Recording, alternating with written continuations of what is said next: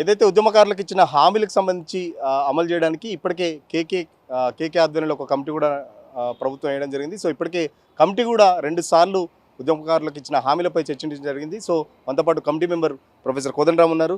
Sir, ఎట్లా ఉద్యమకారులకు ఇచ్చిన హామీల్ని ఎట్లా అమలు పరుస్తున్నారు? ఎంత టైం బాండ్ ఉంటుంది?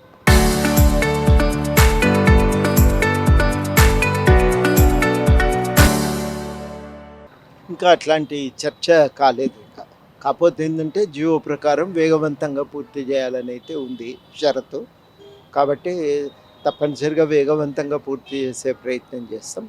చిన్న చిన్న సమస్యలు కొన్ని ఆరంభంలో సహజంగా ఏ సంస్థకైనా ఉన్నట్టే దీనికి కూడా ఉన్నాయి. ఆ చిన్న చిన్న సమస్యలను కూడా ఒకటొకటిగా అధిగమిస్తున్నాం.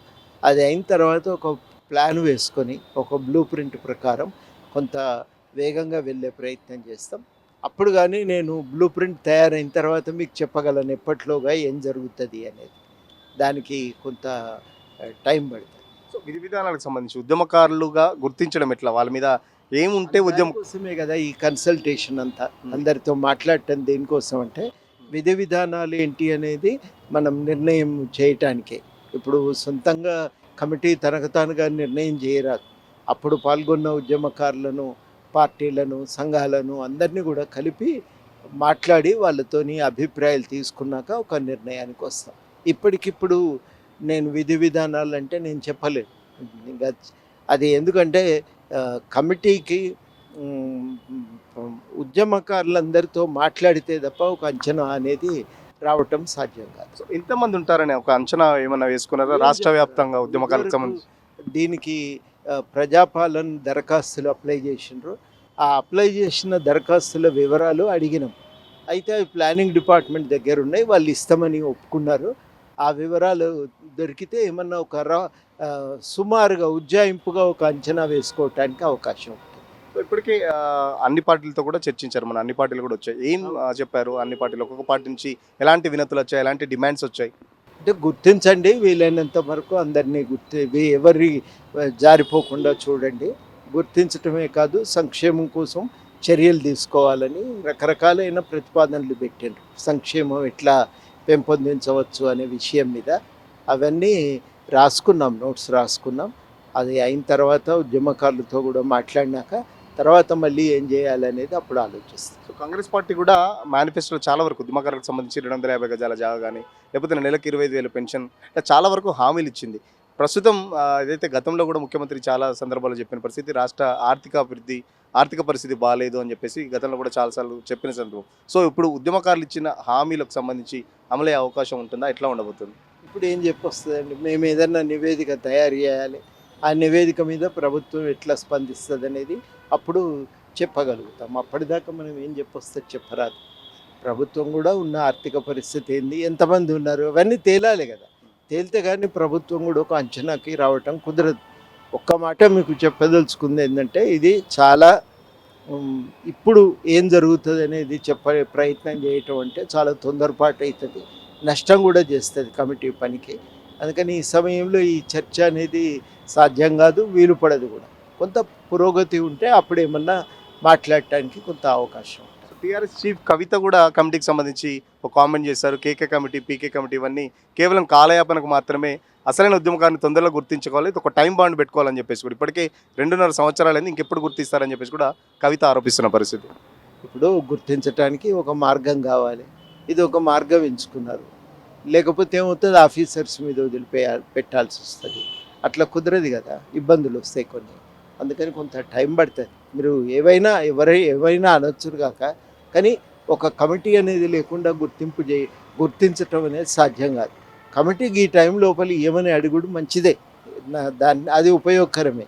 కానీ ఇవన్నీ పనికిరావంటే ఎట్లా గుర్తించాలి? ఇక మరి ఇంకొక మార్గం ఏదైనా ఉంటే ఎవరైనా చెప్తే అప్పుడు ఆ ఆల్టర్నేటివ్ మనం సీరియస్గా ఆలోచించే అవకాశం ఉంటుంది. ఒక ప్రత్యామ్నాయం కనబడకనే కదా ఫైనల్గా కమిటీని వేయాలి అని కోరింది. అందరు కోరిన తర్వాతనే ఉద్యమకారుల సంక్షేమం కోసం పనిచేస్తున్న అన్ని సంఘాలు కూడా ఒక కమిటీ వేయాలని కోరిన మీదటనే ప్రభుత్వం కమిటీ వేయడానికి అంగీకరించింది. సో ఇప్పటికే ఉద్యమ సంఘాలు కూడా చాలా వరకు తమ విజ్ఞాపనలు చెప్తున్న పరిస్థితి ఏంటంటే, కేసులు ఉన్న వాళ్ళని, ఎఫ్ఐఆర్ ఉన్న వాళ్ళని ఉద్యమకారులుగా గుర్తించాలి. చాలామంది నకిలీ ఉద్యమకారులు కూడా ఉన్నారని చెప్పేసి కూడా కొన్ని సంఘాలు ఆరోపిస్తున్న పరిస్థితి. చూద్దాం ఇప్పుడు ఏం చెప్తాం దాని మీద. చూసిన తర్వాత సమాచారం ఏమొస్తుందో చూసిన తర్వాత అప్పుడు మాట్లాడగలుగుతాం. ఈ విధానాలకు సంబంధించి ఉద్యమకారులుగా గుర్తించడం ఎట్లా? వాళ్ళ మీద ఏముంటే ఉద్యమం కోసమే కదా ఈ కన్సల్టేషన్ అంతా. అందరితో మాట్లాడటం దేనికోసం అంటే విధి విధానాలు ఏంటి అనేది మనం నిర్ణయం చేయటానికే. ఇప్పుడు సొంతంగా కమిటీ తనకు తానుగా నిర్ణయం చేయరాదు. అప్పుడు పాల్గొన్న ఉద్యమకారులను, పార్టీలను, సంఘాలను అందరినీ కూడా కలిపి మాట్లాడి వాళ్ళతోని అభిప్రాయాలు తీసుకున్నాక ఒక నిర్ణయానికి వస్తాం. ఇప్పటికిప్పుడు నేను విధి విధానాలు అంటే నేను చెప్పలేను. ఇంకా అది ఎందుకంటే కమిటీకి ఉద్యమకారులందరితో మాట్లాడితే తప్ప ఒక అంచనా అనేది రావటం సాధ్యం కాదు. సో ఇంతమంది ఉంటారని ఒక అంచనా ఏమన్నా వేసుకున్నారా రాష్ట్ర వ్యాప్తంగా ఉద్యమకారులకు సంబంధించి? దీనికి ప్రజాపాలన దరఖాస్తులు అప్లై చేసిండ్రు. ఆ అప్లై చేసిన దరఖాస్తుల వివరాలు అడిగినాం. అయితే అవి ప్లానింగ్ డిపార్ట్మెంట్ దగ్గర ఉన్నాయి, వాళ్ళు ఇస్తామని ఒప్పుకున్నారు. ఆ వివరాలు దొరికితే ఏమన్నా సుమారుగా ఉజ్జాయింపుగా ఒక అంచనా వేసుకోవటానికి అవకాశం ఉంటుంది. సో ఇప్పటికీ అన్ని పార్టీలతో కూడా చర్చించారు. మన అన్ని పార్టీలు కూడా వచ్చాయి. ఏం చెప్పారు అన్ని పార్టీలు? ఒక్కొక్క పార్టీ నుంచి ఎలాంటి వినతులు వచ్చాయి, ఎలాంటి డిమాండ్స్ వచ్చాయి? అంటే గుర్తించండి, వీలైనంత వరకు అందరినీ ఎవరి జారిపోకుండా చూడండి. గుర్తించటమే కాదు సంక్షేమం కోసం చర్యలు తీసుకోవాలని రకరకాలైన ప్రతిపాదనలు పెట్టారు. సంక్షేమం ఎట్లా పెంపొందించవచ్చు అనే విషయం మీద అవన్నీ రాసుకున్నాం, నోట్స్ రాసుకున్నాం. అది అయిన తర్వాత ఉద్యమకారులతో కూడా మాట్లాడినాక తర్వాత మళ్ళీ ఏం చేయాలనేది అప్పుడు ఆలోచిస్తాం. సో కాంగ్రెస్ పార్టీ కూడా మేనిఫెస్టోలో చాలా వరకు ఉద్యమకారులకు సంబంధించి 250 గజాల జాగా కానీ, లేకపోతే నెలకు 25,000 పెన్షన్, ఇట్లా చాలా వరకు హామీలు ఇచ్చింది.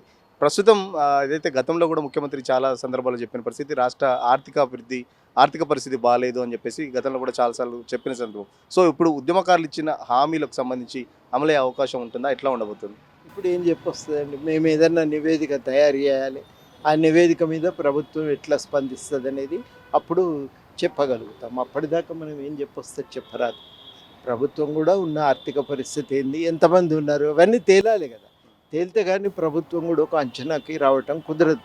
ఒక్క మాట మీకు చెప్పదలుచుకుంది ఏంటంటే ఇది చాలా ఇప్పుడు ఏం జరుగుతుంది అనేది చెప్పే ప్రయత్నం చేయటం అంటే చాలా తొందరపాటు అవుతుంది, నష్టం కూడా చేస్తుంది కమిటీ పనికి. అందుకని ఈ సమయంలో ఈ చర్చ అనేది సాధ్యం కాదు, వీలు పడదు కూడా. కొంత పురోగతి ఉంటే అప్పుడు ఏమన్నా మాట్లాడటానికి కొంత అవకాశం ఉంటుంది.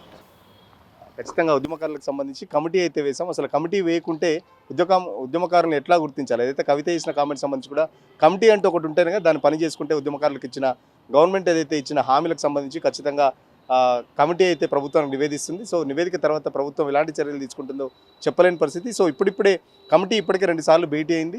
సో కమిటీ విధి విధానాలు కూడా ఇప్పుడే ప్రకటించలేము, ఎందుకంటే టైం బాండ్ కూడా చెప్పలేని పరిస్థితి. ఎందుకంటే రాష్ట్రంలో చాలామంది ఉద్యమకారులు ఉన్నారు, వాళ్ళని గుర్తించడానికి ఒక స్క్రూటినీ కూడా జరుగుతుంది. ఇప్పటికే ఏదైతే ప్రజాపాలన సందర్భంగా వాళ్ళు అప్లై చేసుకున్నారో ఆ డేటా అంతా కూడా ఇప్పటికే వాళ్ళని అడిగాము. సో ఆ డేటాను కూడా బేరీజు వేసుకొని ఇప్పటికే ఉద్యోగ సంఘాలు కానీ లేకపోతే రాజకీయ పార్టీలకు సంబంధించి వినతులు కూడా చాలా వరకు వచ్చాయి. వాళ్ళ డిమాండ్స్ వినతులు అన్నింటినీ ఒక తీసుకొచ్చి కమిటీ ఫైనల్గా ఒక నివేదిక ఇస్తుంది. బట్ ఇప్పుడే తొందరపడొద్దు అని చెప్పేసి కూడా కొంత టైం అయితే తీసుకుంటుంది కమిటీ.